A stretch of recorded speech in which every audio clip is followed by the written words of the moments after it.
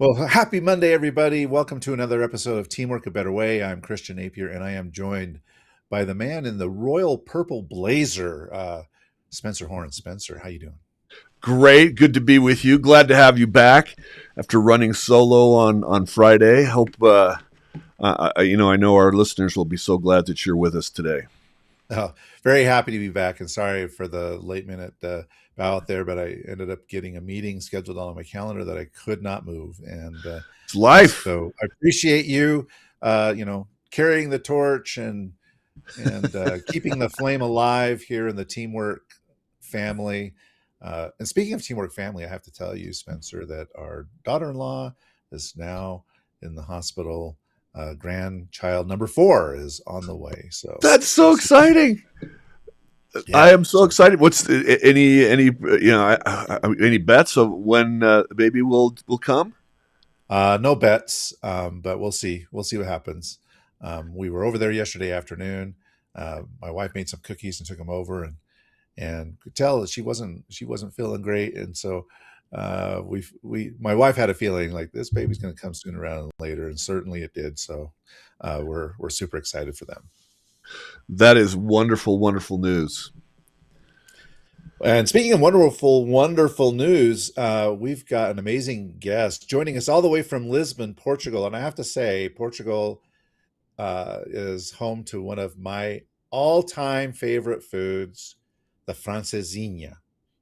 Super excited to have our guest join us here. So, Spencer, why don't you do us the honors and introduce our guest to us? Absolutely. Thank you, Christian. So excited to do that. Friend of mine, and so excited to have him back. He's been on the show before. Ricardo J. Vargas is the CEO and founder of Consulting House, executive advisor, researcher, and creator of the evidence-based self-leadership accelerator. And he works with CEOs, executive teams, and organizations to expand leadership capacity, adaptive performance, and decision-making under pressure, which is a big focus of today's topic. He's the co-author of the peer-reviewed research on self-leadership, adaptive performance, happiness, flow, and performance under crisis conditions, and the #1 international Amazon bestseller, author of Chief Executive Team, The Transformation of Leadership. I'm excited to hear how these things, happiness and flow and performance, go together when so many leaders and managers are struggling right now with those very things. So over the past 30 years, Ricardo's work has impacted more than 450,000 people across 20 countries and 126 industries. And he's also the creator of the YouTube channel, Rewiring Leadership, focused on leadership capacity and performance under complexity and change, which is so important right now because what do we call today's world, Ricardo? The Bonnie world, right? BANI, which is just berserk. That's not what it means. Crazy and incomprehensible world that we live in today. So glad to have you. Welcome, Ricardo. Thank you so much. I'm really excited to chat with you guys again. Thank you so much for the invitation. You focus so much on leadership. Of course, team performance is a result of excellent leadership, and a lot of leaders are under pressure. It seems to me, sometimes the people we would think who would naturally be the best leaders, when pressure shows up, they crumble, and it's not always the people that we think are the best leaders that tend to rise. I mean, I see that in so many histories of warfare, and when people are in the trenches and the bullets start flying, the people who are supposed to be the leaders crumble, and the ones who are able to adapt under pressure step up. I don't know if you're familiar with the British literature Watership Down, a book. Have you ever heard of that? Not really. Christian, you've heard of it. This is a great book about rabbits. And it's actually a great lesson in leadership because the rabbit that ends up leading the warren is Hazel, just a regular average rabbit, clever rabbit, but not the strongest, not the smartest, but the one that listens to everybody and brings the wisdom of the team out to help the warren survive. And I think that's a real interesting start. You know, why is it that some leaders, in your experience, crumble under pressure and others rise to the occasion? Yeah, it's interesting because the image that we have of leaders is usually made up of a mix of technical competence, market knowledge, industry know-how, a bit of intelligence as well. So they think faster and smarter. And the thing that exactly you touched the critical point. The thing is that all things equal, this works. But when the conditions change so much unpredictably, when you have a war situation, when you have disruption, when you have creative destruction of a market, when you have complete turnaround, the competitors do completely different and unexpected things.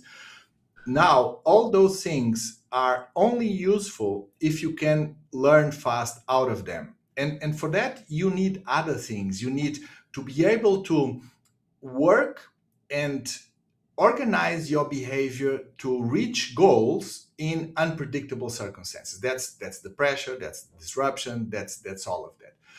And those conditions require something different, and that's exactly what my research is about. We call it self-leadership. It's actually a term coined 40 years ago this year by an American psychologist called Professor Charles Manns. And he said that self leadership is the process by which individuals manage deliberately their thought processes, their behavior, and their emotions to reach goals that are important or meaningful for themselves, right? Actually, I prefer to define self leadership these days, and my work is about that, as the capacity. Self leadership is the capacity to achieve relevant personal goals regardless of circumstances, right? So you only test self leadership when circumstances are dire, when they are difficult, when they are completely out of the predictable.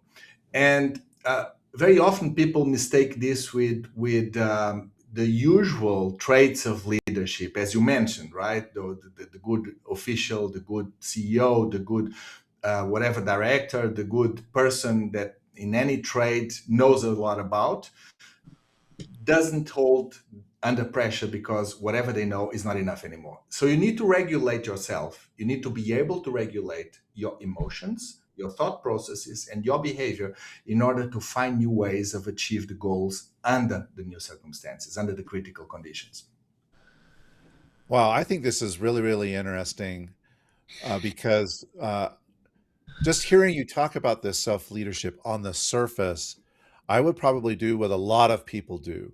Uh, if the idea is to achieve my personal goals, my objectives, irrespective of circumstance, I think to myself, I will have a better chance of achieving those goals if I can control my circumstances, right? So what do? I try to put myself more in a position of control. And maybe that works, maybe that doesn't, because there's some things that may or may not be in my control. So I'm curious to hear from your perspective how you advise leaders who, in an attempt, and I would say a sincere attempt to achieve their own personal objectives, they try to maintain very tight control over all of their circumstances so that they can achieve their outcome. Well, good luck with that. We know how things have been working in the latest years, and we know that whatever your plan is, there will be a disruption. This can be major, minor, medium, whatever. So my approach is, of course, you should control everything that you can control, but there's only one thing, one factor that you control that is completely under your decision making power, which is yourself. So the only person we can be sure that we can control is us. And what does this mean? This does not mean that I'm going to be my own slave master. This does not mean that I need to discipline myself, that I need to force myself to do things. This means that I will carefully understand what the gap is between my current circumstances and my goals. I understand this gap. I understand this gap in terms of behavior. I understand this gap in terms of feeling. I understand this gap in terms of competence. And I will plan accordingly. So I will control what I feel. I will define what I feel. I will define what I want to think. I will define what I want to do. And I will control myself to achieve my goals. That's self-leadership. It's, for example, very different from disciplining myself, right? Let's say people go through fasting 16 hours per day, plus cold showers, and they force themselves through it. Now, if cold showers and fasting 16 hours per day are the most probable way to reach my goals, then I better enjoy it. So self-leadership helps you to enjoy what is positive for achieving your goals. So it goes from suffering through something that is difficult to reaching your goals.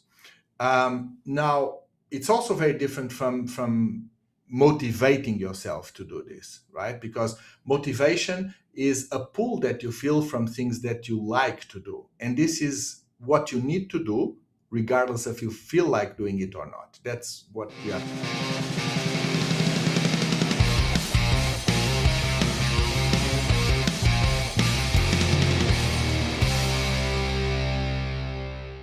Oh, Ricardo, I love what you're saying. Yes, I did cut you off. Sorry about that. I love what you're saying, because what I hear is there is hope for those managers who are struggling to find satisfaction and relief. There's so much stress, so much pressure, so much anxiety in the world. The Bonnie world, I was joking earlier, is what we call brittle, anxious, nonlinear, and incomprehensible. So, as you said, good luck. There is really no control of our environment, but we do have at least 90% control, and that's of our reaction, our response. But your research, and you hit on this, is that you can enjoy even those difficult circumstances, not doing the things that you want to do, but things that you have to do. I want to hear more about that. You're connecting this idea of happiness, flow, and adaptive performance. You talked about you're adapting to the circumstance. That's not a combination that we often hear very often together. Walk us through those three things and how they interact. So, for example, happiness, flow, and adaptive performance, and why breaking them apart is a mistake. Well, we are talking about two different research papers that we published with our team of researchers. Let's focus on the first one, and I might describe quickly the experiment so that the audience understands what was going on. So we set out to experiment if an increase in self-leadership, so this capacity to master your own thought processes, behavior, motivation towards meaningful goals, would have an impact on adaptive performance and job satisfaction, and in sales performance of a group of private bankers of a bank. Now, unfortunately for the economy, for the private bankers, and for the investors, the bank failed at a resolution. There was a bank resolution, and a lot of people lost their money. And the private bankers were in the eye of the hurricane. Now, we had a control group, so a group that had no training, no program, no development of self-leadership, and we had an experimental group. So they were equal in all variables, except that one group received the training so we could evaluate and control if the impacts of self-leadership in the experimental group in those variables were due to the training. And unfortunately, as I mentioned, exactly in the middle of our program, the bank had a bank resolution, and those people were having death threats. Some of them had to take their families out of the city to protect them. They were being insulted. They had their job jeopardized. They were blamed for what happened to the bank, although their responsibility was very low in the scale. And the difference was outstanding between the control group and the experimental group. The people in the experimental group, after all of that, after all the difficulties, after the death threats, after all of that, they said, you know what?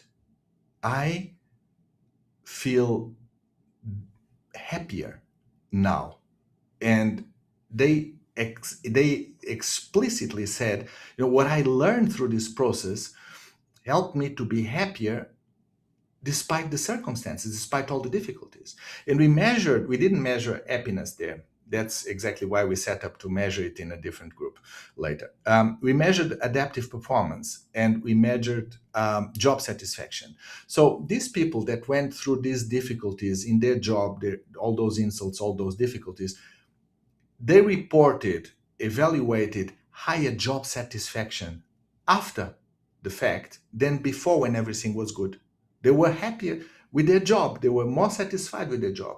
And they had increased in their adaptive performance. So adaptive performance is the ability to adapt to circumstances, changing circumstances. So the control group had lower job satisfaction because, of course, they went through all those difficulties and they suffered, and that impacted how they were satisfied with their job or not. In this case, not.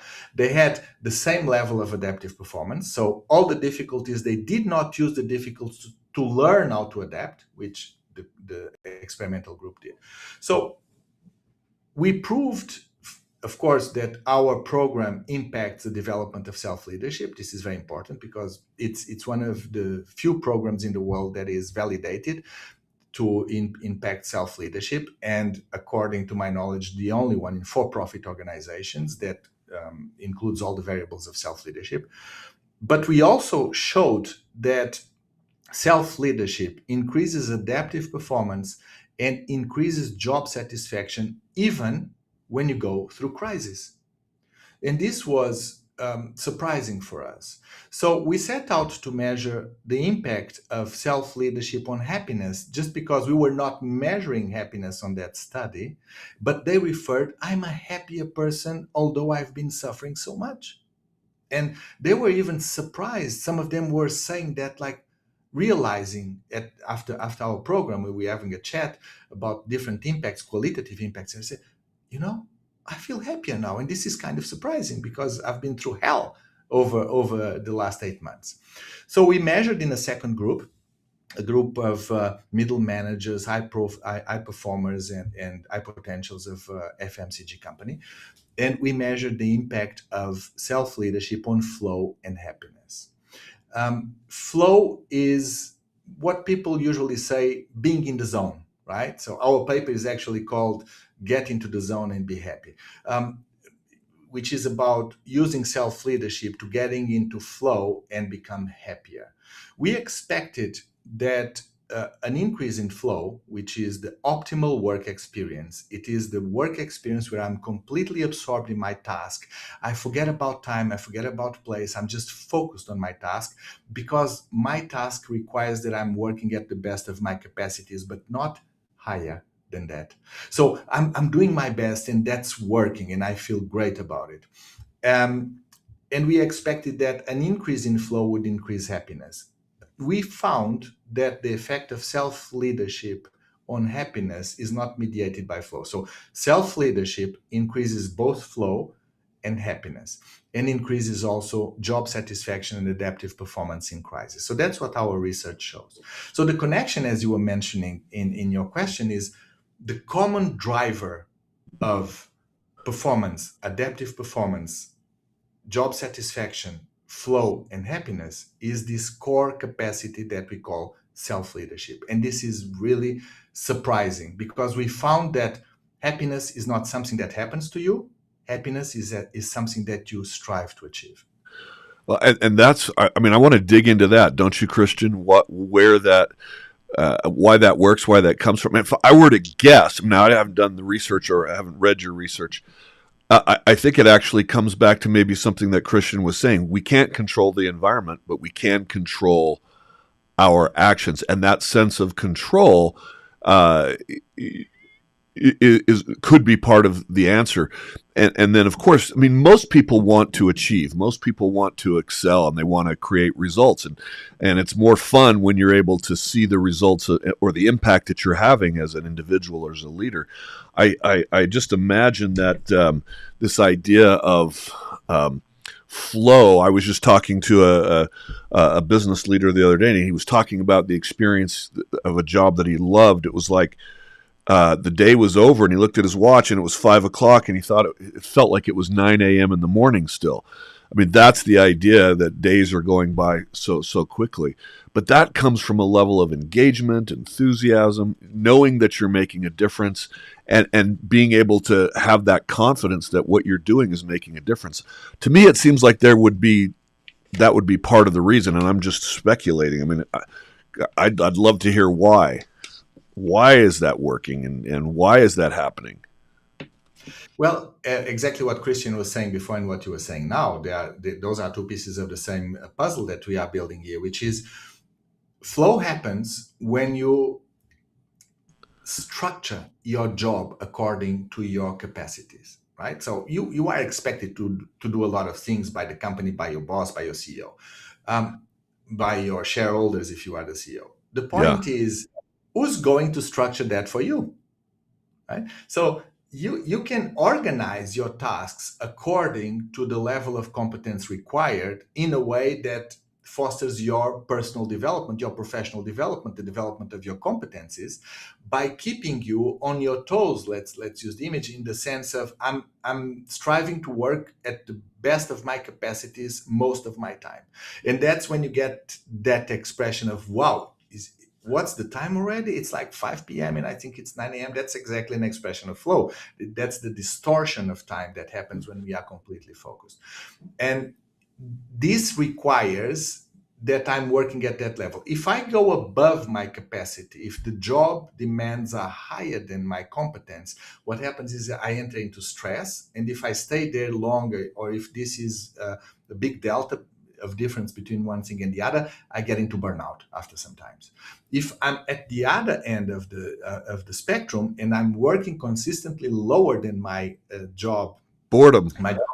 I get bored, right? So I disengage either by boredom or by burnout, and the optimal job experience is exactly being in flow most of the time. So that's something that we help people to manage to get into, because my boss cannot know the best of my capacities all the time for each task.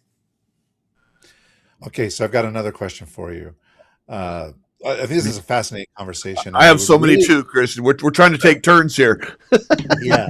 So I want to kind of get into the nuts and bolts of what it is that you do, because oftentimes we as human beings have a tendency to put people in buckets, and when it comes to the happiness bucket, one bucket that we often use are the buckets of optimists and pessimists. Like, okay, there are some people that just seem to be naturally optimistic.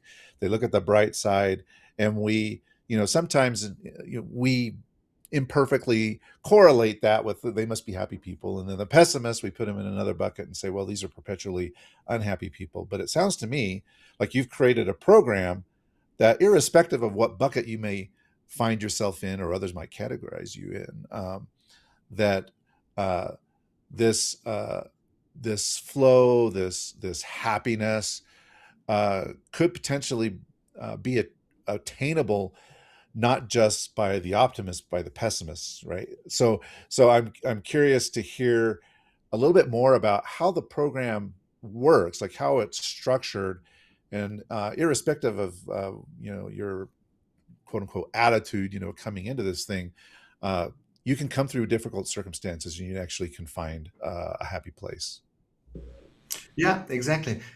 So I'm a psychologist, and there's one thing that we are most of us familiar with these days, which is neuroplasticity, right? So we know that the brain has this ability to adapt to what you think, what you do, and to circumstances, and to what you eat, to the chemicals that you put in your body, all of that.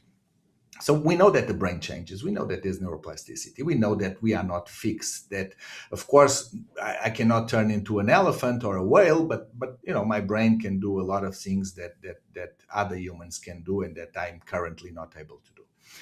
Now, just to look at what you mentioned, Christian, if someone goes through bad experience in life, what makes them pessimistic afterwards? What makes them pessimistic is mostly that they acquired specific beliefs about circumstances, about themselves, about who they are and what they can do.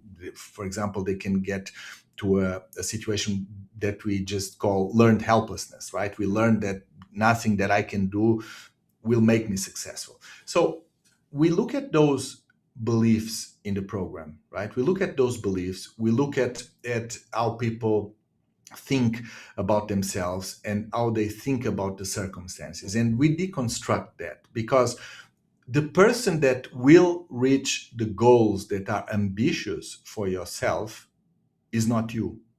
It's a version of you that you need to give birth to.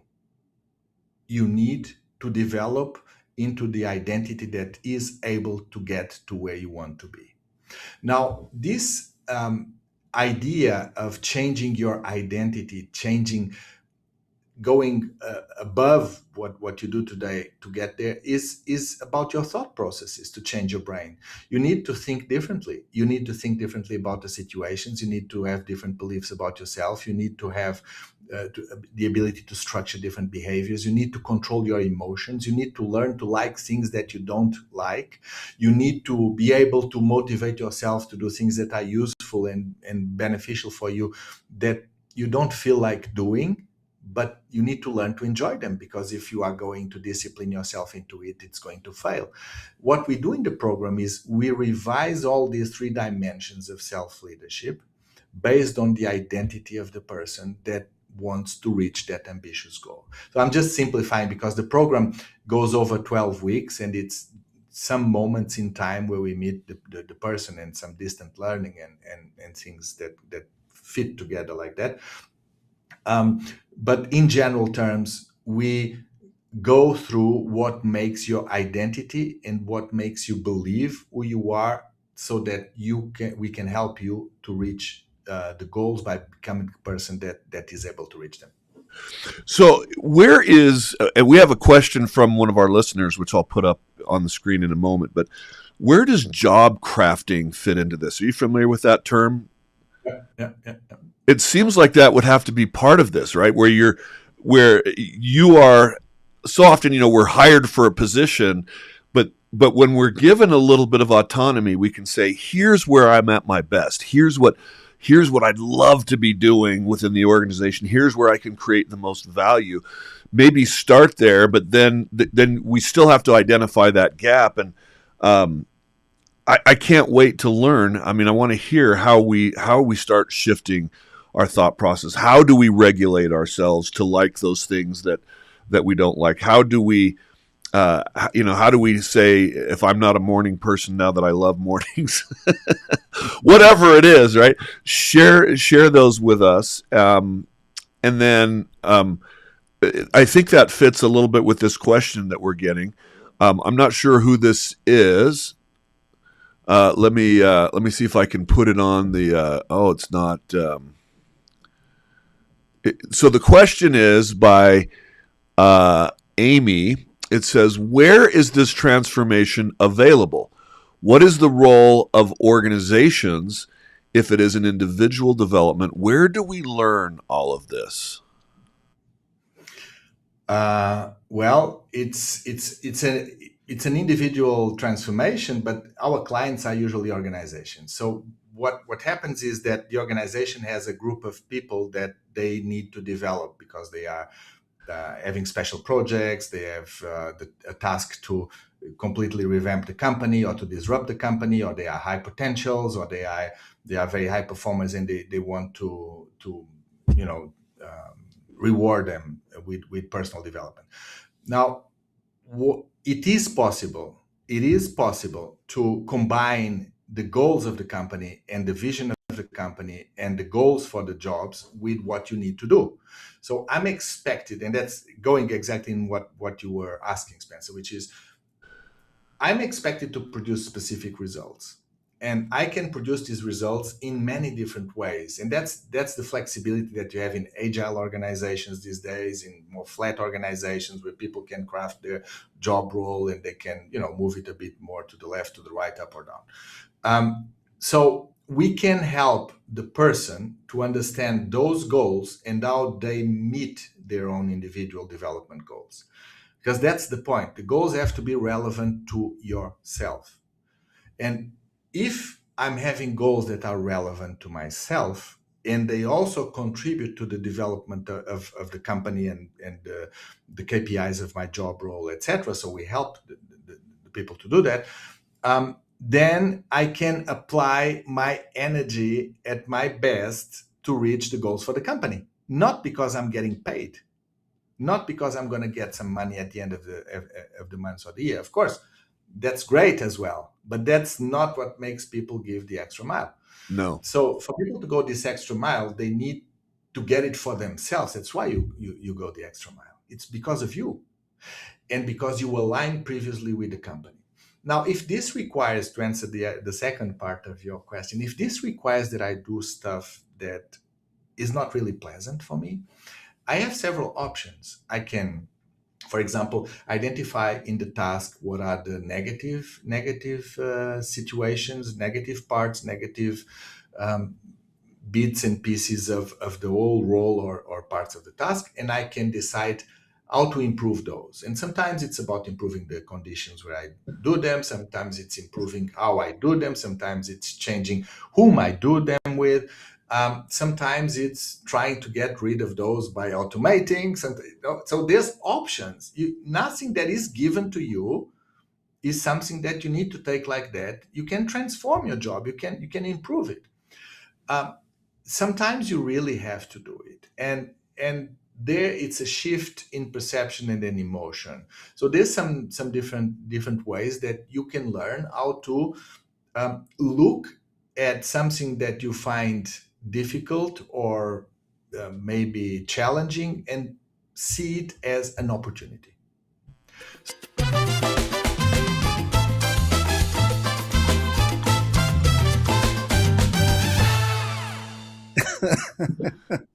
Oh, the festivities continue. Hey, so for Amy, we will make sure that we put links and show notes and things like that to Ricardo's organization to find out more information.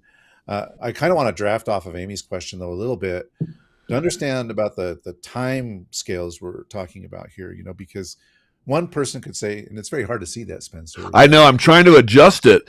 I've never had this before. Keep going. I know that's weird. Anyway, because I could say, well, I spent my entire life, shaping who I am, and are you telling me like in a day, a week, a month, a year? When you look at the time and effort that it takes to make this kind of a change. What are we looking at here? You're working with organizations.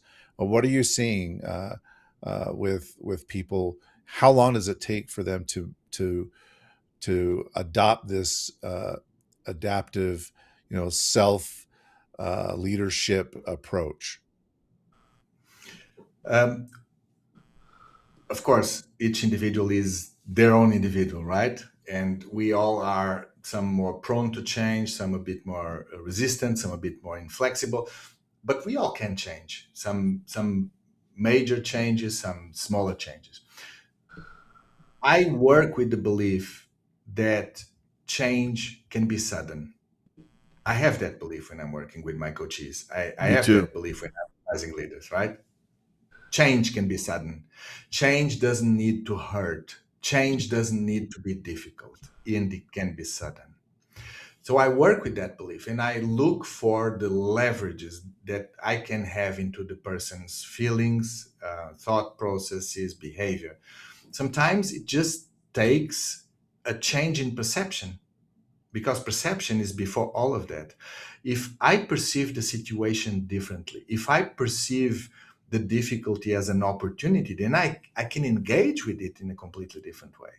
Of course, what I'm saying is kind of abstract, because I'm not using your real example in your situation where you are telling me the difficulty that you are going through, and I look you in the eye and ask you, yeah, but that's exactly the opportunity that you were waiting for, isn't it? And the person realizes that, oh wow, that's my growth opportunity right here on the table, and I'm not taking it. I know what to do, right? And then suddenly they change. So, For other but there's people, sorry, keep going. right? No, just mentioning that sometimes it's very fast and very sudden, the change, because you can find perception changes, and perception changes are a big leverage in all the other types of change. I was a therapist before coming into organization, so I have also that background.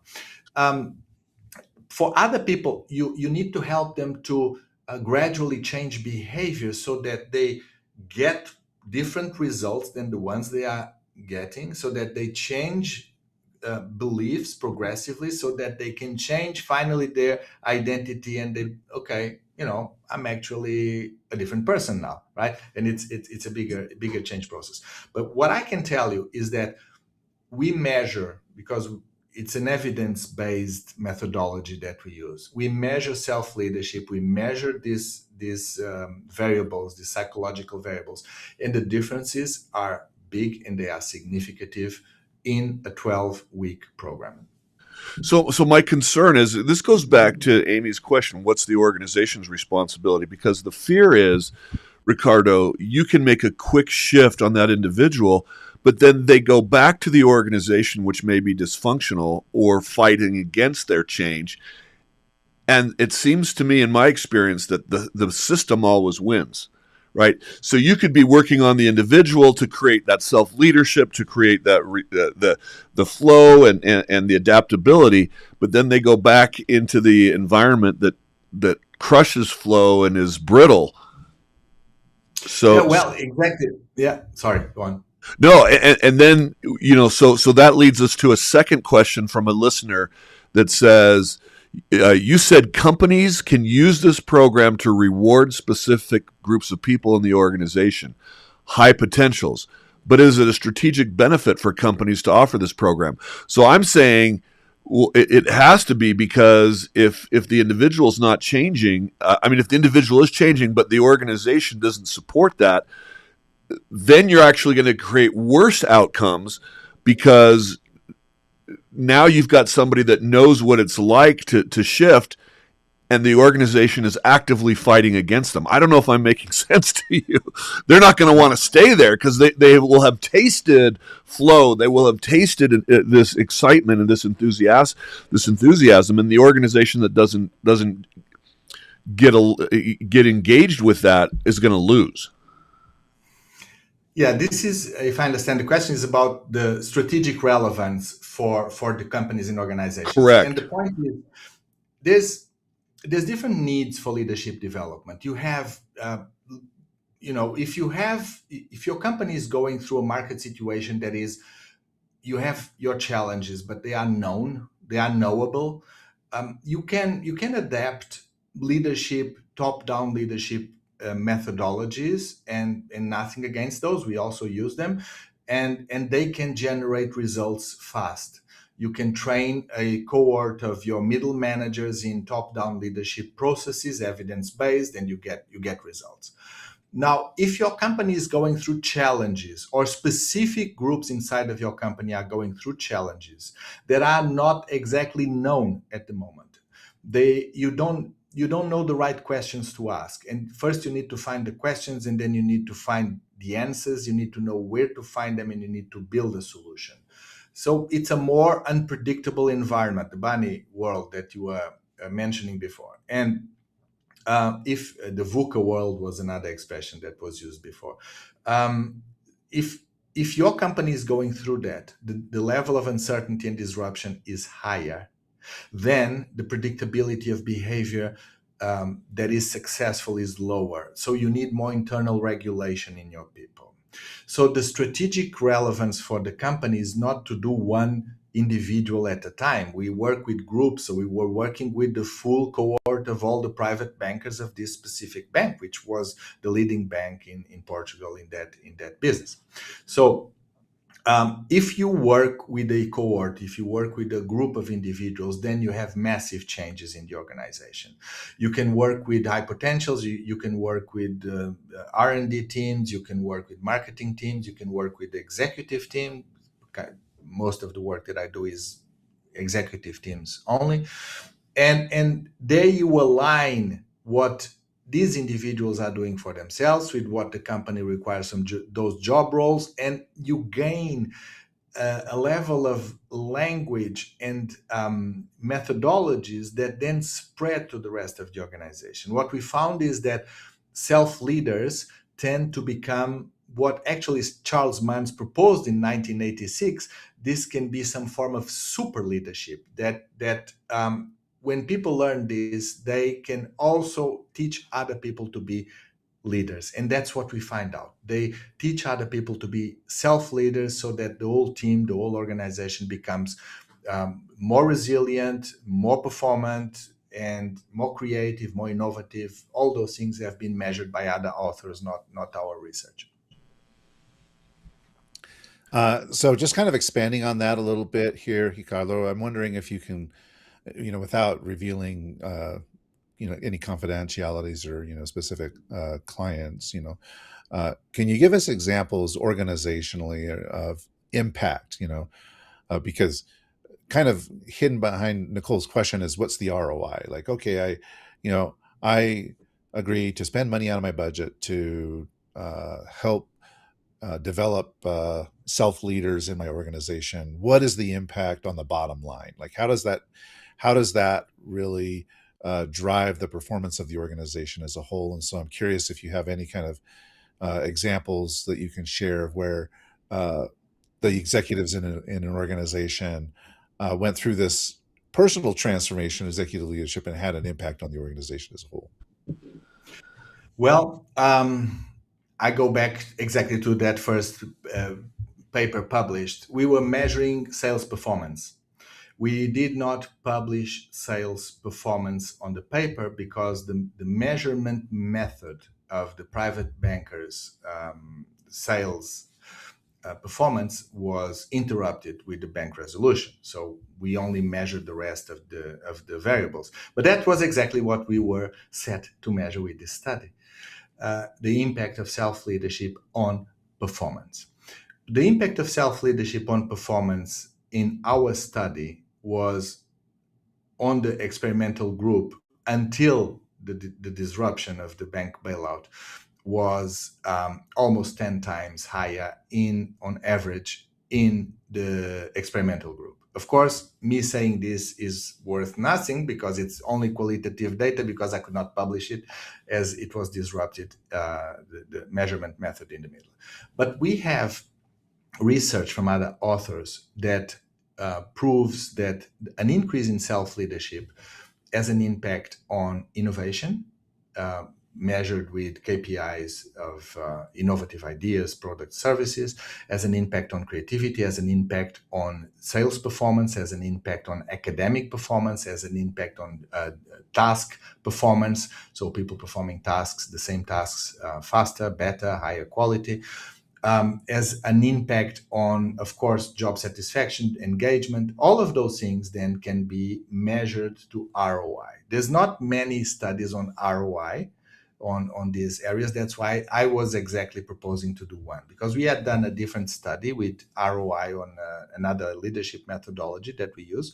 And a client of ours was using our methodology and measuring the ROI on a sales team. And they got to a 689% ROI in 18 months. Now, if you give me $7 for each dollar that I invest, after 1.5 years, you get all my money next morning. So it's there's not, as far as I know, specific ROI measurements of self-leadership, but there's all the variables that impact the ROI that have been measured by different authors over the last 40 years. So if a leader's listening to this right now, Ricardo, and they recognize this pattern in themselves. They're capable, they're experienced, but they're inconsistent when things get hard. That's what we're talking about. How do we get how do we create that resilience? What is the first honest question they need to ask themselves? Well, you've answered it. Is it within my responsibility to answer this question, right? To get better? Is it my inconsistency? Is if what you said is the result of the question, then they need to develop their self-leadership. Because if my inconsistency is not due to just a momentary lack of competence or a momentary mismatch of my perception of the market and what I'm doing as a strategy, if I notice that when the going gets tough, I lose my ground. I am not able to deploy the best of my abilities. I lose the capacity to influence other people.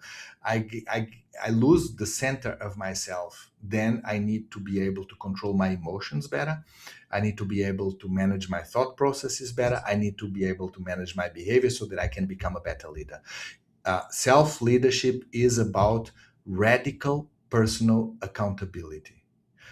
So if I am radically accountable for myself, then I need to look myself in the mirror and ask the question, is this within the realm of my decision power?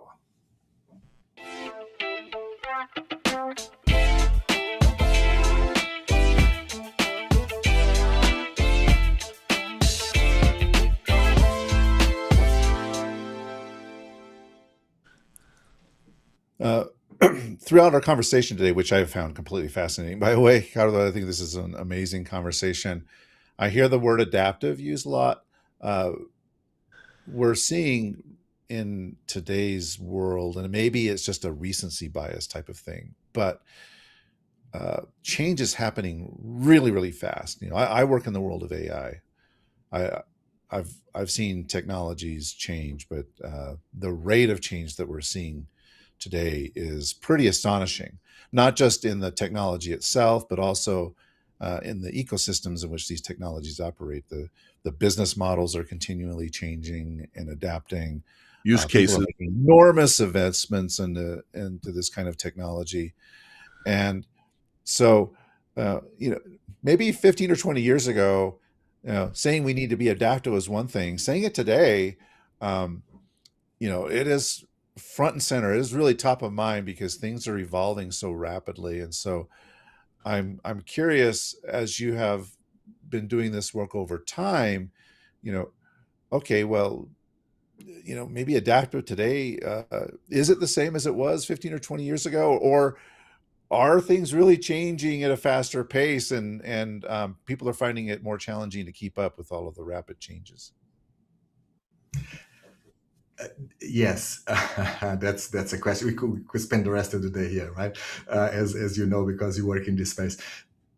It's a completely different change that's happening. Qualitatively, it's not about the quantity of the change that AI is bringing. AI is questioning what it is to be human. What's the role of humans in the workplace? And the point is that we have been progressively over the years. I have somewhere a paper that I wrote years ago on this. We have been externalizing our cognitive abilities, right? We externalize the ability to do calculus with the calculator. We use the computer for other things. We have hard drives for memory. So we progressively externalized our cognitive capacities to machines. Now, with AI, we are not only combining all those previously externalized, but we are externalizing also our intelligence, right? We are progressively going in the direction of the general intelligence being developed. What's the rest for us? What does it mean to be human these days? So it's an identity question that we are facing, right? And answering this identity question is different in different markets in the world, in different personal positions, in different job roles, in different social economic status, whatever. But that's the question that we have no answer today. We have some hints, but we have no answer for what is being a human in the 21st century, in the age of AI. So it's a very different qualitative question that we are trying to answer. Well, we're trying our best. We love when we have guests ask questions, and Nicole asks one more. Would you say that self-leadership is an important competence for being able to adapt to the AI revolution that is coming around? Well, yeah. Well, actually, I was finishing with this identity question, and that's the identity question that we ask as a basis for our self leadership program, which is, what is the person that deals well with AI? What is the person that deals well with the automation of your job role? What is the person that will design all the AI processes of your organization? What is this person? What is this professional? What is left for you, and what is the role that no one else but you can do? What do you want to play? What's the role that you want to play? If you answer this question, you'll find a role for you. You'll find a role for you. Maybe not a role that you can do for the next 20 years, but maybe a role that you can do for the next 3 years, and then you'll find another role that you can do for the next 6 months, and another role that you can do for another year and a half, because we need to reinvent ourselves in this age. There's no way of opting out of the development process. I believe that any human being can develop until the day they die, and opting out of that process does never benefit you.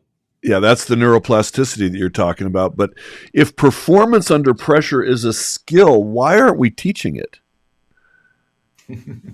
Well, it is kind of a skill, because self-leadership is a macro competence that has different micro competencies inside it that Sure. are making you able to manage. So you manage your thought processes, your emotions, your behavior, your motivation, then you can increase your performance, you can increase your flow, you can increase your job satisfaction. At the same time, you can plan yourself a way to develop the competencies that are required to do the job at the highest level. That's what elite athletes do every day. They are self-leaders. You cannot get to Olympic level or to world class without being a self-leader. They are examples of that. And working on that mindset constantly. Yeah. All right. Well, this is, I don't necessarily have a final question. Maybe it's a comment, but I'm curious to get your take on it before we get to Spencer's final questions here. I want to come back to the whole AI thing. And I think I mentioned this, Spencer, to you before. I was at a conference a few weeks ago in Philadelphia, and we had a little workshop.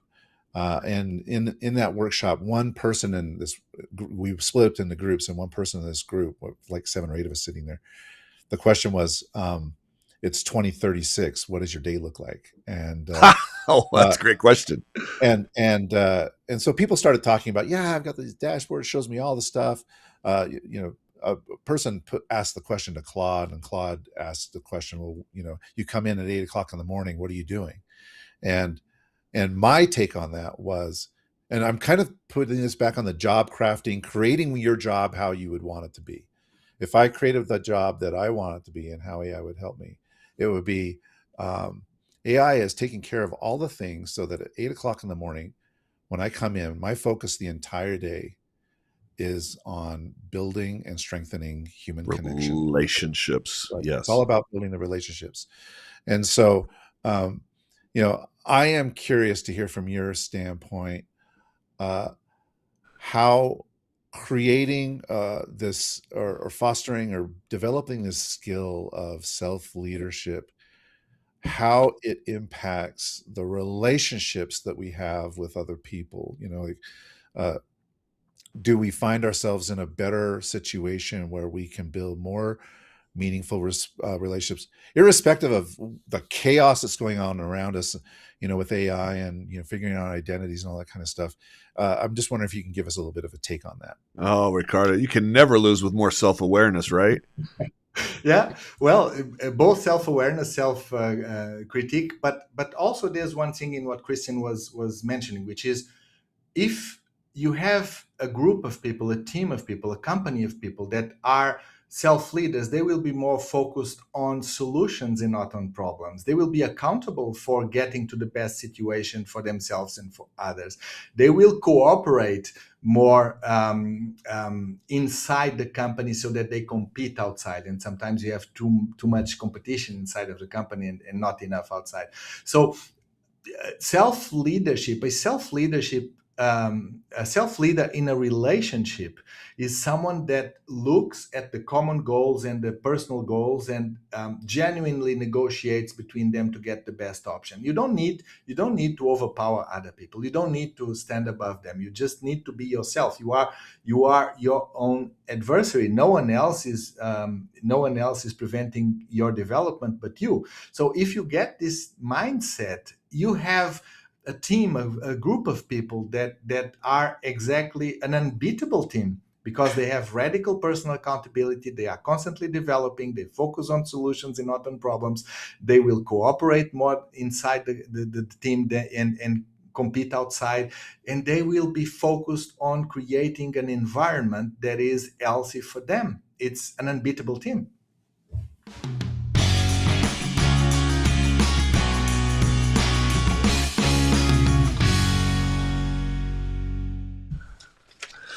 All right, you ready for the lightning round, Ricardo? Here we go. Talent or adaptability, which matters most when things get hard? Adaptability is part of talent, is a driver. One word that separates leaders who perform under pressure from those who don't. Enjoyment. Finish the sentence. Great teamwork happens when? You know yourself, you know others, and the way to bridge the gap. The leadership book that changed how you think, not what you do, but how you think. Chief Executive Team, The Transformation of Leadership. I changed a lot of my thinking while writing it. Yeah, but okay. That's good. That's good. What's the most overrated concept in leadership development right now? Charisma. Executive presence. I could name a whole list of 20 things that are useless. Great. Self-awareness or self-discipline? Just because they are fixed. They are useless just because they tend to be fixed. Yeah. Self-awareness or self-discipline, which comes first? Self-awareness. A leader asks you, how do I know if I'm the problem? What's your one-sentence answer? What would happen tomorrow if you ask your people that question? What's the answer? Yeah. My question is it possible that part of the problem is you're part of the problem? And if they say no, they're the problem. Actually, on my first book on leadership, which is from 2005, I say that a leader always consider themselves part of the problem. So right. And if they don't have that attitude, you know they're the problem. Yeah. Exactly. Research or experience, when they conflict, which do you trust? Depends on how the research is conducted. I'm an evidence-based practitioner, so I tend to consider research first, when it's sound research. Fill in the blank. Most leaders don't fail because of what they don't know. They fail because of what they think they know. What is the one thing you wish every CEO understood before their first day in that role? Leadership is a team sport at executive level. All right. That's all of them, Christian. Wow. Now, this has been a fantastic hour. And I think we were in the flow because it went like that. Like, we're gone. We're done. So I wish we could keep on going, Ricardo, but this has been a fascinating conversation. We appreciate you joining us.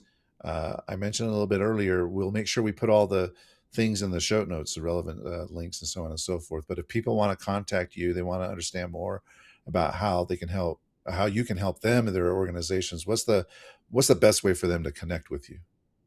Well, they can check my website, rewiringleadership.com. They can find my YouTube channel at Rewiring Leadership, or they contact me through LinkedIn, Ricardo J. Vargas. Fantastic. You got multiple options there, listeners and viewers. And Spencer, you've been helping organizations develop high performing teams for decades. What's the best way for folks to reach out to you? Just LinkedIn, reach out to me, say hi. And Christian, Ricardo, isn't he great? Love having Christian on the show, and so smart. We've got so many people that need to know what you know and that you can help. How do they find you? I'll just say LinkedIn as well. Look me up there, Christian Napier on LinkedIn. You'll find me, and happy to connect with folks. So it's been a fascinating hour, and thank you, listeners and viewers, for chiming in with your questions. We really appreciate that. Thank you for joining us on this journey. Please like and subscribe to our podcast. We'll catch you again soon.